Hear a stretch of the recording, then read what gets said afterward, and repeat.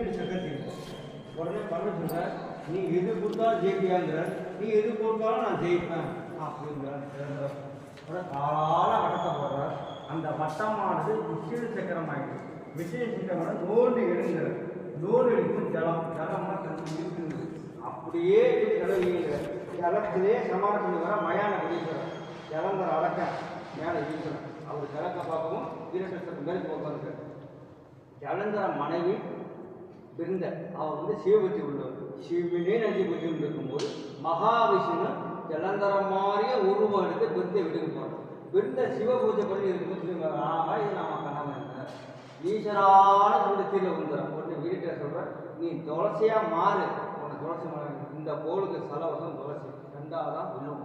இருட்டான 8ல் இந்த கோளுக்கு துளசி ஏற்றுவோம். பாக்கி 7க்கும் துளசி ஏற்றுக்காது. துளசி மாலை வாங்கிற சாப்பிடலாம், துளசி மாலை அர்ச்சனை பண்ணலாம், எல்லாம் செய்யலாம்.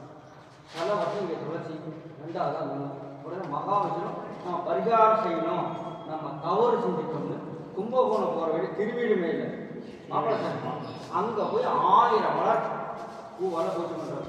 அதில் ஒரு மலர் நான் கண்ணெடுக்கும் பரவாயில்ல இருக்குங்க. எங்கிட்ட ஒரு 1000 நான் எப்படி பூஜை முடிஞ்சேன்.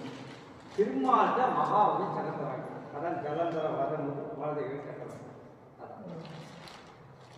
சக்கரம் தோன்றியது இங்கே வாங்கினது திருவீடுமையில். அங்கே இங்கே 2015 துபாய், அங்கே 2014 திருவீடு. சரி.